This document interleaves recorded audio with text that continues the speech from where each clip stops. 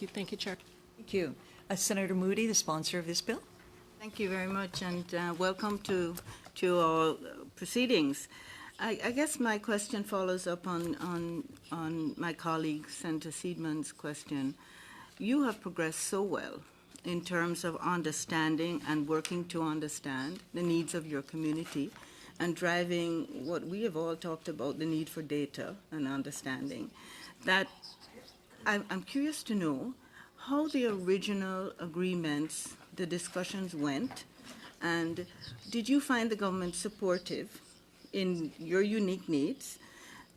That's the first part of the question. And the second part of the question reflects back to what she asked, which is, how were you able to progress so well with an existing understanding and partnership with the government on this?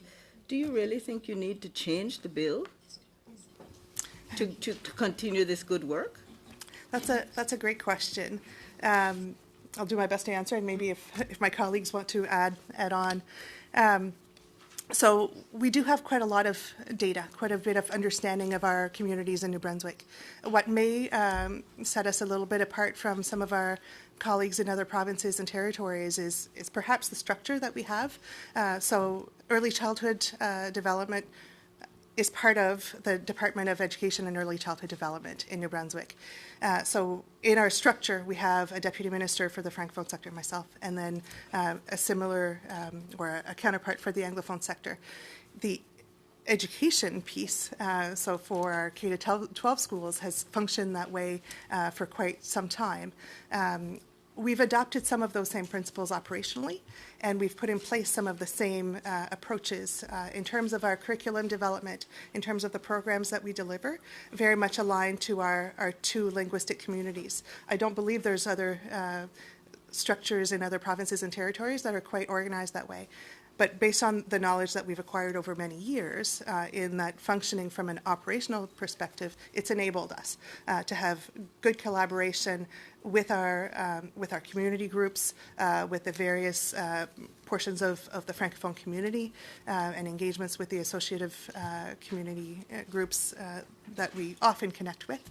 I think the collaboration that we've had with our federal counterparts has been very strong, very fruitful. There's some really interesting conversations that we're able to have, and sharing that perspective that is unique to New Brunswick based on our operational structure, as well as the proportion of our communities that are represented in this way.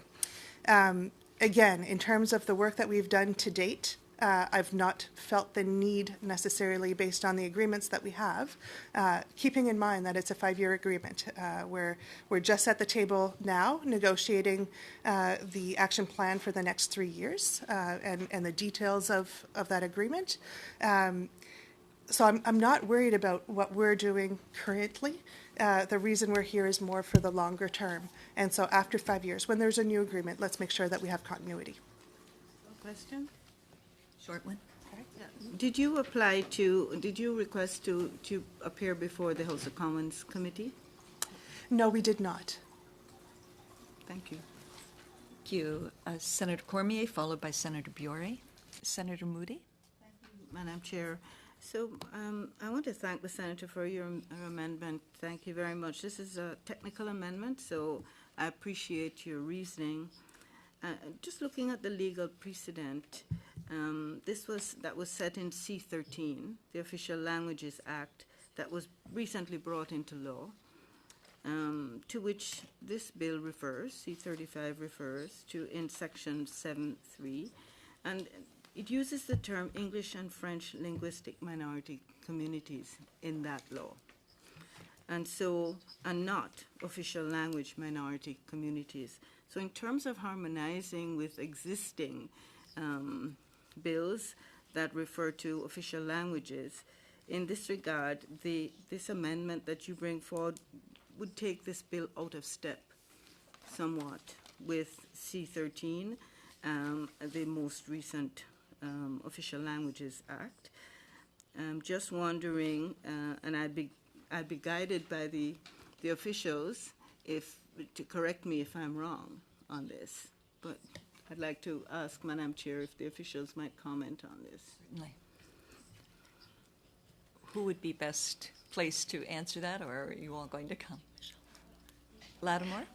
Senator I'm Lattimore, happy. you're not in the room, but go ahead. I'm happy to answer. Thank you, Madam Chair. Perhaps I could just offer the following to support the committee's deliberation on this proposed amendment. C-35, as you know, is federally focused legislation with a goal to enshrine the federal goals, the vision, and a commitment of a Canada-wide system over the long term. And so to some extent, including a definition of official language minority communities expands beyond the policy scope of the bill. It is our understanding that this is a definition that isn't required to support the interpretation of the Act, whereas some of those other definitions that you see around minister and Indigenous peoples and Indigenous governing bodies are more required.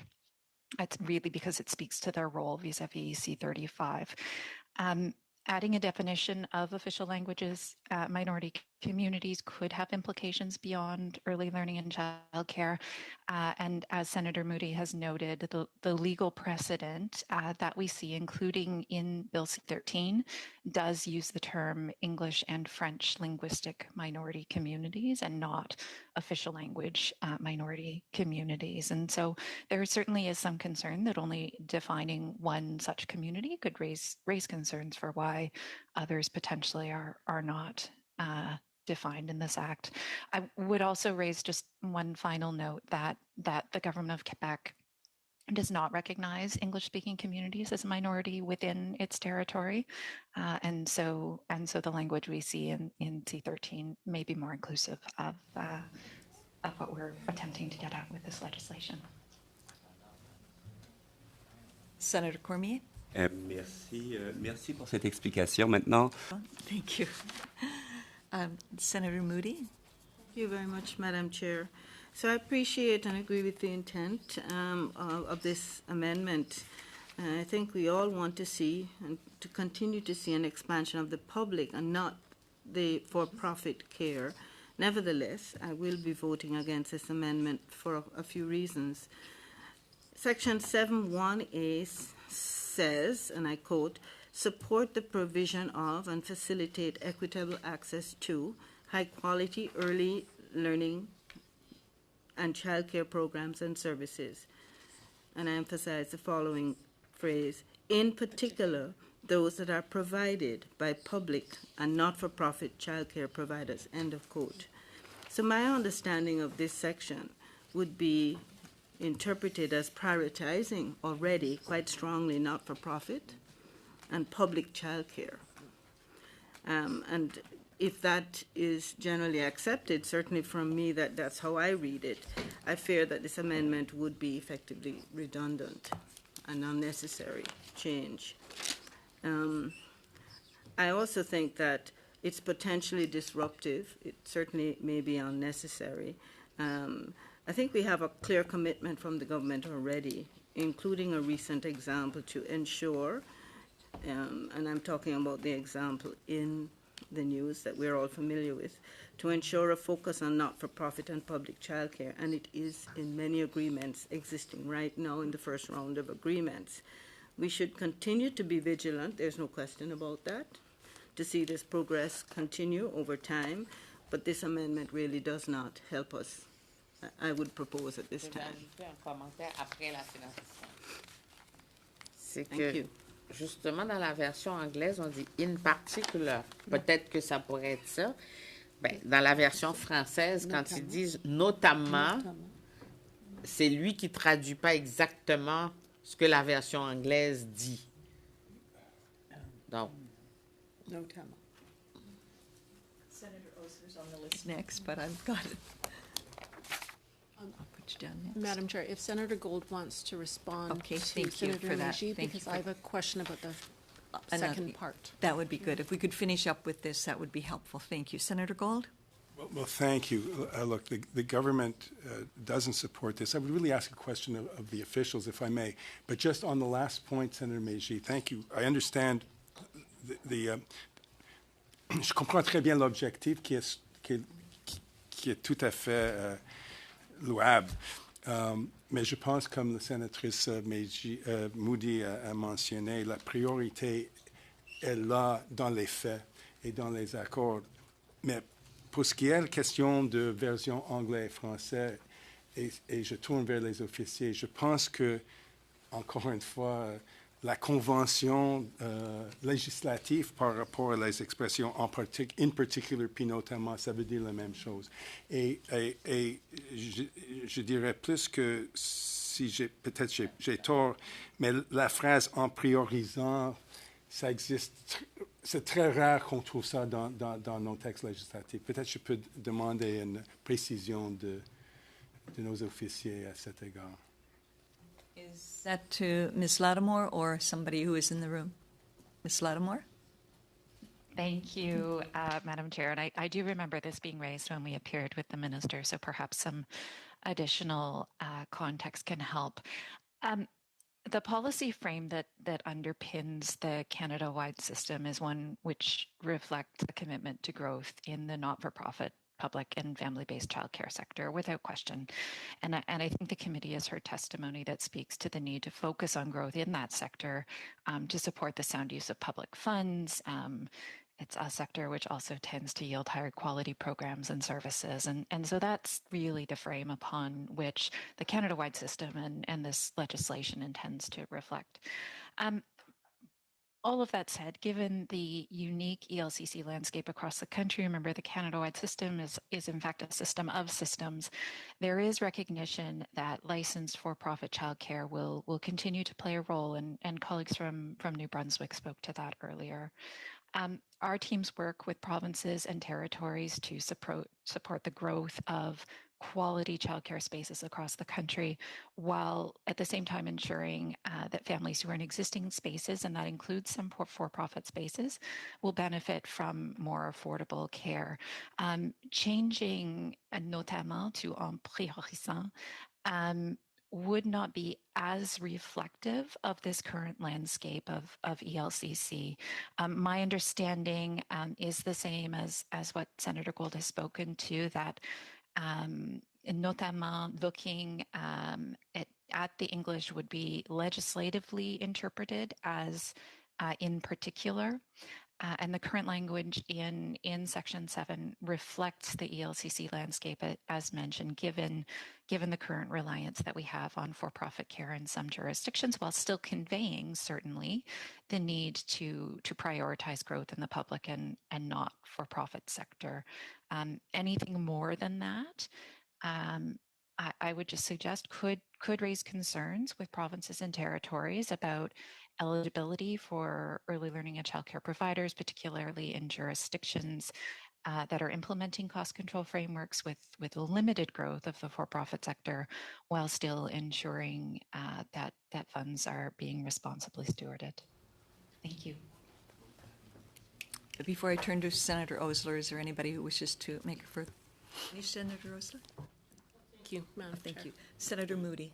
Thank you, Madam Chair. And first, I really want to thank my honourable colleague for introducing this amendment and for your tireless advocacy for your province, for your community, in and amongst us and out in the public. You are a model for all of us, and we're proud of the work you do. But I strongly believe that every Canadian should have access to childcare for their children in their language of choice. I do believe that. And I believe this government also believes that. And every jurisdiction should move towards ensuring that one day, soon, there will be meaningful access for official language minorities, and that this will become a reality for all. Nevertheless, I cannot support your amendment, I'm afraid, and I will vote against it. This is something we heard from multiple witnesses. We had a lot of discussion in our committee about. And I just want to take a moment to reiterate why I believe this amendment is not necessary, but also why I think it could be harmful. First, C-35 already contains multiple provisions that highlight that funding for childcare must include investments for official language minority communities. Section 71C states that funding must support the provision of ELCC in English and French linguistic minority communities that respect and value the diversity of those children and families and respond to their varying needs. Section 7.3 states that the federal investments into childcare must be guided by the Official Languages Act. And Section 11.1 states that the minister should have regard for the importance of having members of the council who are from the official languages minority communities. Through these provisions, I believe that ELCC for official language minority communities is quite robustly protected for generations to come in this legislation. The guiding principles in Section 7 provide this and guide how Section 8 will be enacted. Therefore, the provisions, I believe, are sufficient, and I don't believe that an amendment is needed to strengthen the bill in this area. Even more than this, in all the agreements, except for Quebec, which has an asymmetric agreement, as you know, there is a stated objective of ensuring that OLMCs have a proportion of spaces that are available equal to and above their share of their population. These agreements are already drafted, they're signed, and they're before even the bill came to be tabled. They're in place. Additionally, I want to point out that there is an investment of more than $60 million over 5 years into early learning and childcare in Francophone minority communities, including supports to develop the workforce through the Action Plan for the Official Languages, Act 2023 to 2028. Now, I do appreciate that the amendment that you have put forward has been structured. It attempts to clarify that there is no new pathway that would exist because of this amendment. I will be asking the officials to comment on this, but before I do, I would like to address some of your central rationales around your amendment. The thinking is that without this amendment, there is no ongoing guarantee of funding for official languages minority communities if they're not included in Section 8, explicitly written there, despite all of what's present right now in Section 7. If this is the case, does that mean that funding for children with disabilities is not guaranteed if they're not named in Section 8? What about families from rural communities?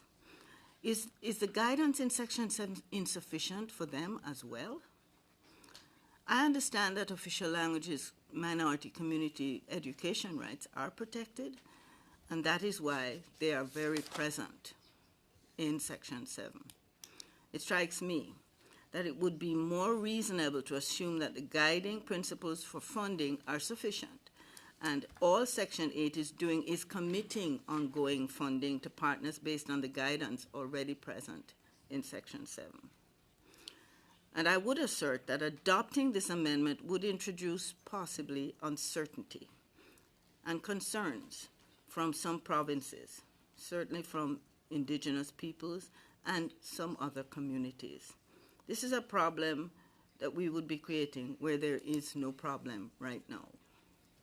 Yet equally concerning are some of the comments that we heard from President Nathan Obed, who expressed concerns to us right here in this committee that this amendment could harm language rights for Inuit peoples. I know that this is not your intent, but I want us to acknowledge that this possibly could happen. This is their feeling, and to weigh that risk. Finally, colleagues, it's important to note that something similar to this amendment was raised and discussed in the other place. Our colleagues there did not seek to bring it forward, and I know that this was a conscious choice, having gone back and spoken to them, because all parties recognize that this amendment is flawed. Because of the concerns of the potential harms caused by this amendment, the fact that I think this bill is strong as it is, that the agreements are in place and working well, especially in New Brunswick, and that other policies regarding official language minority communities are present and protecting their rights. I'm comfortable voting against this amendment, knowing that these communities will be well supported by the bill's current provisions and that their rights are assured and will be respected for the long term. Thank you. Senator Moody, did I hear you say you wanted the officials to comment? And I would like to ask the officials to comment on the Ms. clause. Lattimore? Oh, sorry. Thank you. Sorry. Nope. Go ahead. So who is going to comment? I will. I'll start. She'll start Thank and you. she'll You'll kick it start to and me. then Yeah. you can. Thank you. Thank you, Madam Chair. And we're happy to offer perhaps two general observations that the committee may wish to keep in mind as it considers this proposed amendment related to Clause 8. The first around the roles and responsibilities for delivering a Canada-wide system, and a second on Indigenous languages in particular, for which I'll turn to my colleague, Ms. Redden, to elaborate. First, I'd just like to underscore that Bill C-35 was drafted to ensure that the Government of Canada respects both the constitutional jurisdiction of provinces and territories, as well as respects and upholds the rights of Indigenous people, including the right to self-determination. It would be inconsistent to recognize English and French linguistic minority communities alongside provinces and territories and Indigenous peoples who are responsible for the design and delivery of early learning and childcare programs and services in Section 8 of the legislation. The mention of Indigenous peoples in Section 8 is deliberate. It's to recognize their status and role in delivering ELCC programs and services. It is my understanding and the team's understanding that legally speaking, English and French linguistic minority communities do not have the same status or role in delivering ELCC programs and services, and in building and maintaining this Canada-wide system as the sort of provincial and territorial and Indigenous partners do. Adding a reference to this group then in Section 8 would create the expectation for dedicated and increased funding. And it is my understanding that this is the legal interpretation and not influenced by an amendment which would split the clause into two paragraphs. Notwithstanding the role that official language minority communities or English and French speaking linguistic minority communities may not have in the design and delivery, there is no question that the federal government works very, very closely with delivery partners, and you heard this from New Brunswick yesterday, to ensure that programs and services are in place to ensure access to affordable and inclusive Canada-wide system. And because of this, support for specific groups such as English and French linguistic minority communities are very importantly and appropriately captured in that guiding principles clause, which was already amended at HUMA in Section 7 in 1 and 3. I would also just note, perhaps finally, that the Canada-wide agreements, as well as the multilateral framework, do contain commitments to support English and French linguistic minority communities. And it is through these Canada-wide agreements that the government is already working, we with our partners every day, to ensure that support is provided through those provincial and territorial systems. Adding another mention of official languages in C-35 could, just per our understanding, legally be seen as specifically excluding federal support for other systemically marginalized groups, for example, children with disabilities who aren't listed. So beyond jurisdictional roles and responsibilities, though, I think this amendment also raises questions around support for Indigenous languages, which are not mentioned in the legislation, and which I would invite my colleague, Ms. Redden, to provide additional context on. Ms. Redden? Well, I think that the concept's been well captured. I'll just highlight, we as officials were following the testimony of Indigenous representatives here last week. As Senator Moody highlighted, President Obed was quite vocal about the absence of the Indigenous Languages Act references, and suggesting that the exclusive references to official languages came at the detriment of Indigenous languages. Senators, this is my fourth time here as well. Twice I've also been asked a question about Indigenous languages from Senator Greenwood, a senator of First Nations ancestry. And so I would encourage senators to consider that optic and perspective in your deliberations around the amendment. Thank you, Senator Meiji. Senator Moody? Thank you, Senator Meiji, for bringing this forward. It's an important qualification that I think we should talk about. I appreciate the intent of the amendment, but I will also be voting against your amendment. The inclusion of the term must, in my mind, would create an obligation for the minister to provide the council the information requested, irrespective of the scope of that information. And it could be at risk that ministerial discretion would be removed. This could result in the council expanding its areas of focus to include an oversight function of the ELCC system, which it currently does not have the mandate to do. For example, should the minister have to provide information regarding negotiations on agreements, and there is an appetite in the council to share this information publicly, this could be inappropriate and undemocratic for a particular province. The government needs to respect the principles also of Indigenous ownership, control, and access and possession of their data. And so we would be placing the minister in a position where he would potentially have to disclose information he does not have complete control over. If the government does not have the discretion on whether or not to share the information with anyone and cannot respect those principles of Indigenous ownership, it could impact their relationship with Indigenous peoples and with the provinces, because the minister may be forced to share information within her or his authority without the consent of these people, these partners. Lastly, I want to note that, as you pointed out quite correctly, there was a discussion in Huma by MP Gazan. I very much respect her work, and at the time that this was happening, we were in dialogue as well around these issues. She proposed this amendment, was sub-amended to bring to us May, and this is what is before us today as a compromise. So I think it is important to consider the path that led to Section 14.1 being the way it is currently stated in the bill.